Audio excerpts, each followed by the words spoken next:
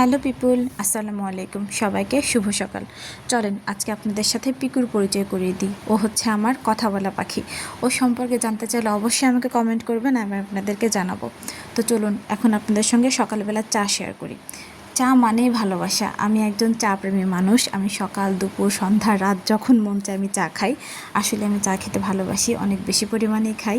তো আজকে সকালবেলা আমি দুধ চা বানিয়েছিলাম।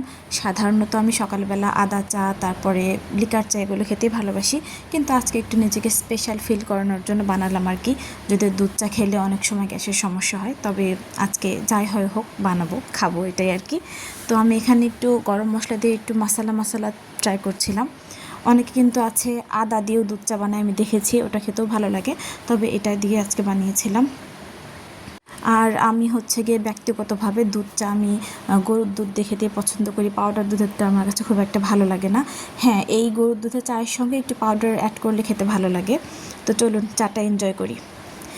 চা খাওয়া শেষ করে আমি আমার ছোটো মেয়েকে এখানে খাওয়াচ্ছিলাম। তো ও হচ্ছে আমার ছোটো মেয়ে, ওর নাম হচ্ছে দিনার। আলহামদুলিল্লাহ ওর এখন 9 মাস চলছে। তো আমার বড় মেয়ের বেলাতে আমি অনেকগুলো ভুল করেছিলাম, যেগুলো আমার ছোটো মেয়ের বেলাতে আমি করব না ভেবেছি। যেমন ওর হাতে ফোন দেওয়া, বা ওকে টিভি বা যে কোনো ডিভাইসে আসক্ত করা, আবার ফোন দেখিয়ে খাওয়ানো, বাহিরের খাবার দেওয়া, এগুলো আমি ওকে দিব না। আমি ওকে চেষ্টা করছি খুব ভালো একটা অভ্যাস করানোর জন্য। হ্যাঁ, ওকে আমি এখনও কোনো ডিভাইস দেই নাই, তারপরে বাহিরের কোনো খাবার দেই না, খাবারে অতিরিক্ত মশলা দেই না। ও হচ্ছে গিয়ে বাসার যে সমস্ত কম মশলার খাবার সেগুলো খেয়ে অভ্যস্ত, এবং মাশাআল্লাহ ভালোই খায়। তো মেয়ের খাওয়া দাওয়া শেষ করানোর পরে আসলাম দুপুরে রান্না করতে। আসলে আমার 2টা বাচ্চা নিয়ে আমার একা হাতে সংসার। আমি হচ্ছে আমার হাজব্যান্ডের চাকরি সূত্রে ঢাকায় থাকি। তো আমার শ্বশুরবাড়ি গ্রামে, তো আমার শাশুড়ি ওখানে থাকে, আমি এখানে একাই থাকি। যার কারণে আমার 2টা বাচ্চা নিয়ে রান্নাবান্না করা খুব কষ্ট। আমি সবসময় শর্টকাট রান্না করি। তো আজকে হচ্ছে গিয়ে মাছ ভাজবো আর আলু ভাজবো। আমার বড় মেয়ের মাছ ভাজি খুব পছন্দ। ওকে শুধু মাছ দিলে শুধু মাছই কয়েকটা খেয়ে ফেলবে, ভাত খাবে না। তো এই মাছটা বিশেষ করে বেশি পছন্দ করে, তো ওর জন্যই মাছ ভাজি করছিলাম।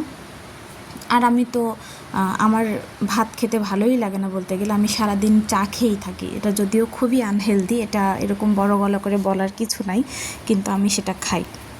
তো মাছ ভাজি আমার নিজের একদম পছন্দ না। আমি তরকারিতেও মাছ ভেজে খাই না, আবার নর্মালি গরম ভাতেও মাছ ভাজি আমার ভালো লাগে না। জিনিসটাকে আমি পছন্দ করি না, তবে আলু ভাজি পছন্দ করি। তো এটাই ছিল আমার আজকের দুপুরের রান্না বান্না।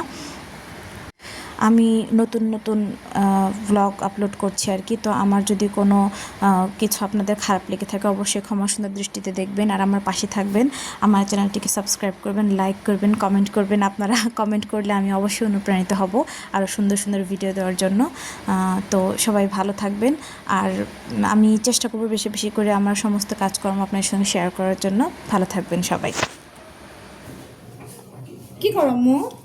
আমি এখন খাচ্ছি। কি খাচ্ছ? এই এখন ভাত খাচ্ছি। ভাত খাচ্ছ? হুম। তুমি কি একা হাতে খেতে পছন্দ করো? হ্যাঁ। তুমি কি অনেক বড় হয়ে গেছো? হ্যাঁ। তোমার বয়স কত? আমার বয়স 8 বছর। তোমার বয়স 1 বছর? ও তাহলে 1 বছরের বাচ্চারা একা একা এক হাতে খায়? হ্যাঁ। ও, কি খাচ্ছ তুমি? এখন আমি ভাত খাচ্ছি। কি দিয়ে খাচ্ছ? ভাত। তাই? হ্যাঁ। দিনার কি ভাত খেতে পারে? হ্যাঁ। আচ্ছা, খাও, ভাত খাও।